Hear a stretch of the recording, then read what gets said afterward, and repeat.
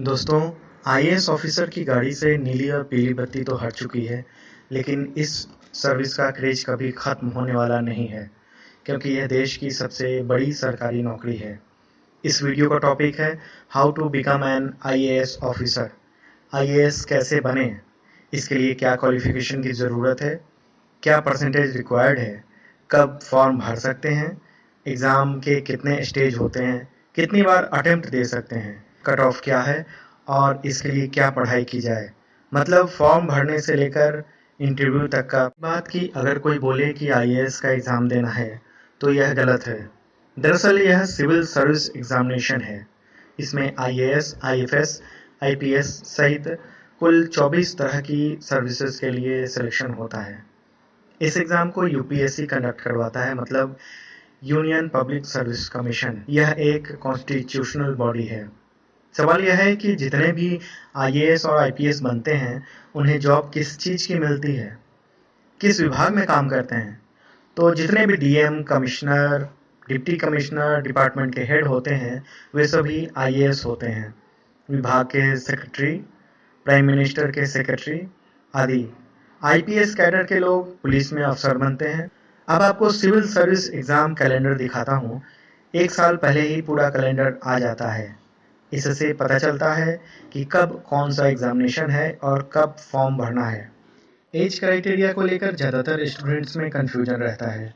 तो देखिए, जनरल के लिए 21 से 32 ईयर, ओबीसी के लिए 21 से 35 ईयर और एससी व एसटी के लिए 21 से 37 ईयर एज क्राइटेरिया है।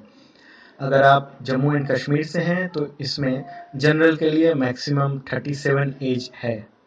फिजिकल चैलेंज पर्सन के लिए 42 ईयर्स और जो डिसेबल्ड हैं, जैसे ब्लाइंड, डेफ हैं, तो जनरल में 37, ओबीसी में 38 और एससी एसटी में 40 ईयर तक मैक्सिमम एज लिमिट है। आपको पता होना चाहिए कि फॉर्म भरने के लिए आपके पास कितना टाइम है। अगला सवाल है कि क्वालिफिकेशन क्या होगी। सबसे बेस्ट पार्ट इस एग्ज़ाम का क्वालिफिकेशन है। इसके लिए किसी कॉलेज या यूनिवर्सिटी का टॉपर होने की ज़रूरत नहीं है। किसी आईआईटी या आईआईएम से पढ़ने की भी ज़रूरत नहीं है। सीधी बात है कि अगर आप ग्रेजुएट हैं तो सिविल सर्विस एग्ज़ाम दे सकते हैं, चाहे बीए किया हो या मेडिकल या इंजीनियरिंग, इससे कोई मतलब नहीं है। कोई परसेंटेज की भी रिक्वायरमेंट नहीं है। आप जस्ट पास हों किसी भी डिग्री कोर्स में, ग्रेजुएट हों किसी भी सब्जेक्ट में, चाहे वह बीए हो, बीकॉम हो, बीएससी हो या बीटेक, तो आप यूपीएससी का एग्ज़ाम दे सकते हैं। माइंड से निकाल के चलिए कि टॉपर ही क्वालिफाई कर सकते हैं। हाँ, जो स्टूडेंट्स फाइनल ईयर में हैं वे भी इसके लिए अप्लाई कर सकते हैं। एक और बात कि कैंडिडेट सिटीजन ऑफ इंडिया हो। आईएएस और आईपीएस के लिए सिटीजन ऑफ इंडिया मस्ट है, बट अदर देन सर्विसेज जैसे आईएफएस, आईआरएस आदि में नेपाल, भूटान, पाकिस्तान के माइग्रेट हो सकते हैं। अब बात आती है अटेम्प्ट की, मतलब कितनी बार एग्ज़ाम में शामिल हो सकते हैं। तो जनरल के लिए 6 अटैम्प्ट होते हैं, ओबीसी के लिए 9 अटैम्प्ट और एससी व एसटी के लिए till the age of limit. Same condition Jammu and Kashmir वालों के लिए है। अब एक और बात जिसको लेकर स्टूडेंट्स में काफ़ी कन्फ्यूज़न रहता है। याद रखिए कि फॉर्म भरने से अटैम्प्ट काउंट नहीं होता है। जब आप प्रीलिम्स एग्जामिनेशन में शामिल होंगे तभी अटैम्प्ट काउंट होगा। सिविल सर्विस एग्ज़ाम में सिलेक्शन होने का चांस 0.21% रहता है। पिछली बार 11,37,000 यूथ ने फॉर्म डाला था, लेकिन प्रीलिम्स देने गए 5 लाख। इसमें क्वालिफाई 15,445 ने किया। इंटरव्यू के लिए 2,955 उम्मीदवार गए, जबकि चयनित हुए 10,199। यह आंकड़ा बहुत कम है, लेकिन अगर आप एसएससी या आईबीपीएस का डेटा देखेंगे तो तकरीबन इतने ही चांसेस रहते हैं सिलेक्शन के। आपको सिर्फ सोचना है कि एक सीट आपके लिए है। अगर ज़्यादा सोचेंगे तो माइंड में बर्डन ही बढ़ेगा। अब बात करते हैं कोर्स पैटर्न का। पहला है प्रिलिमिनरी एग्जामिनेशन, दूसरा मेंस एग्ज़ाम और थर्ड है इंटरव्यू। प्रीलिम्स एग्ज़ाम में 2 पेपर होते हैं, पहला जनरल स्टडीज़ और दूसरा सीसेट का होता है। दोनों 2-2 घंटे के पेपर होते हैं। दोनों में 200-200 मार्क्स होते हैं, लेकिन क्वेश्चन दोनों में डिफरेंट होते हैं। एक में 100 क्वेश्चन और दूसरे में 80 क्वेश्चन होते हैं। इसमें आप हिंदी और इंग्लिश दोनों भाषा में से किसी में भी एग्ज़ाम दे सकते हैं। डिपेंड ऑन यू कि किस लैंग्वेज में एग्ज़ाम देना चाहते हैं। अब बात करते हैं सिलेबस की। फर्स्ट पेपर में जनरल स्टडीज़ के सारे एरिया कवर होते हैं। History, current affairs, Indian and world geography, general science, governance, etc. जबकि सेकेंड पेपर यानी सीसैट में एसएससी बैंकिंग एग्ज़ाम टाइप के क्वेश्चन होते हैं, जैसे comprehensive logical reasoning, basic numeracy आदि होते हैं। सवाल है कि दोनों पेपर में डिफरेंस क्या है। तो दूसरा वाला सिर्फ क्वालिफाइंग है। आपको 200 में से कम 66 नंबर लाने ही होंगे, जबकि पहला वाला पेपर मेरिट बनाती है और इसी आधार पर आप दूसरे स्टेज यानी मेंस एग्ज़ाम तक पहुंच पाते हैं। एक बात और कि ऐसा बिल्कुल नहीं है कि यह टफ सब्जेक्ट है, हाई लेवल का आएगा। पहली बात कि एग्ज़ाम में मल्टीपल चॉइस क्वेश्चन होते हैं।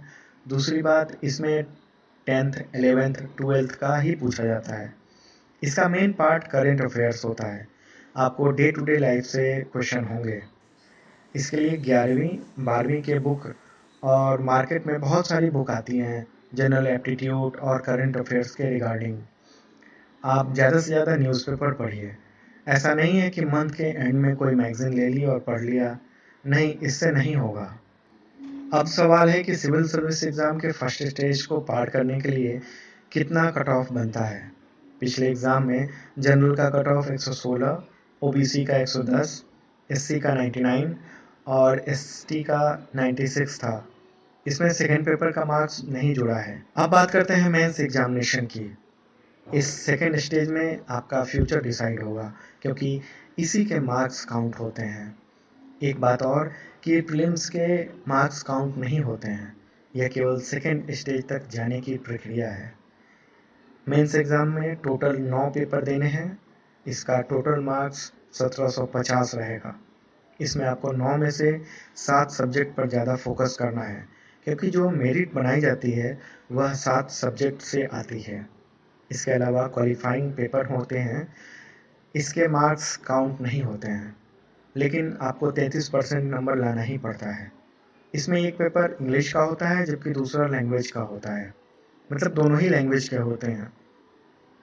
सवाल है कि आखिर मेंस एग्ज़ाम के पेपर का सब्जेक्ट क्या है। तो सबसे पहले बात जनरल एसे की। इसके नाम से ही समझ रहे होंगे कि इसमें निबंध आता है। किसी भी सब्जेक्ट पर, पॉलिटिक्स, सोसाइटी, टेक्नोलॉजी आदि, एग्ज़ाम में 2-2 ऐसे लिखने को मिलते हैं, मतलब 125 मार्क्स के। जनरल स्टडीज़ का, इसमें Indian history, culture, world geography और सोसाइटी कवर होता है। थर्ड पेपर में constitution, governance, politics, social justice और इंटरनेशनल रिलेशन आता है। फोर्थ पेपर में टेक्नोलॉजी, इकोनॉमिक्स डेवलपमेंट, बायोडाइवर्सिटी मतलब ecology, environment, security, disaster management से सवाल आते हैं। इसके बाद आता है एथिक्स, इंटीग्रिटी, एप्टीट्यूड। सामान्य शब्दों में कहूँ तो आप क्या सोचते हैं, आपका क्या विचार है, किसी घटना को लेकर आप कैसे रिएक्ट करते हैं। जैसे खुशी क्या है, इसका उत्तर अलग अलग लोगों के लिए वैरी कर सकता है। एक सैनिक के लिए मोर्चे पर जीत उसकी खुशी हो सकती है, एक छात्र के लिए एग्ज़ाम में टॉप करना हैप्पीनेस हो सकती है। अब अगले पेपर की बात करें तो 2 ऑप्शनल सब्जेक्ट होते हैं। इनमें से अपनी मर्जी का सब्जेक्ट चूज करना होता है। कुल 26 ऑप्शन होते हैं। इसके बाद लैंग्वेज का पेपर देना होता है। एक इंग्लिश और दूसरा कोई भी आपका लोकल लैंग्वेज हो सकता है, लेकिन वही लैंग्वेज जो संविधान में देखने को मिलता है। ध्यान दीजिए कि लैंग्वेज के दोनों पेपर केवल क्वालिफाइंग हैं, मतलब 33% नंबर लाना ही है, लेकिन इसके नंबर मेंस में नहीं जुड़ेंगे। अब सवाल है कि मेंस एग्ज़ाम में कट ऑफ कितना होता है। पिछली बार टोटल 1750 मार्क्स में से जनरल के लिए कट ऑफ 787 गया, जबकि ओबीसी के लिए 745, एससी के लिए 739 और एसटी के लिए 730। यह कट ऑफ देखकर आपको लग रहा होगा कि यह काफ़ी कम है, लेकिन हकीकत यह है कि इस एग्ज़ाम में एक एक नंबर लाना टफ है। एक एक नंबर पर रैंक बदल जाती है। मेंस एग्ज़ाम को क्लियर करके आप थर्ड स्टेज में पहुंच जाते हैं। इसे पर्सनालिटी टेस्ट कहते हैं और आम भाषा में इसे इंटरव्यू कहा जाता है। सबसे ज़्यादा स्टूडेंट्स यहीं पर रिजेक्ट हो जाते हैं।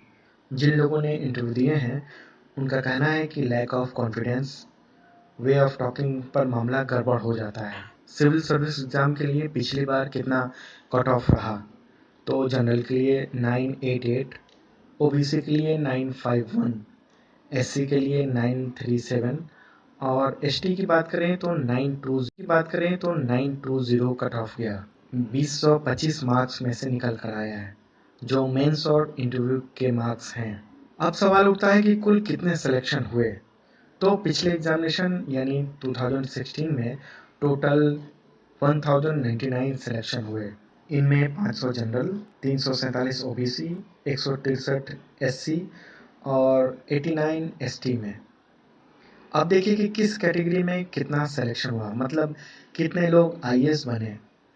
अगर आप अंडर 100 रैंक में हैं तो चांसेस रहते हैं कि आप आईएएस बन जाएं। ज़्यादा रैंक है तो आईएफएस, आईपीएस, आईआरएस सहित 24 सर्विस में से कोई एक मिलेगी। फॉर्म भरते समय ही आपको चॉइस भी भरनी होती है कि कौन कौन सी सर्विस आप पसंद करते हैं। तीनों सर्विस यानी आईएएस, आईएफएस और आईपीएस को ऑल इंडिया सर्विस कहा जाता है। बाकी सर्विस सेंट्रल सर्विस में आती है। दोस्तों, यहाँ पर क्वेश्चन रहेगा कि इतनी सारी मेहनत करवा ली तो सैलरी क्या होगी? इनकी सैलरी डिफर करती है ग्रेड वाइज, रैंक और जॉब के अनुसार।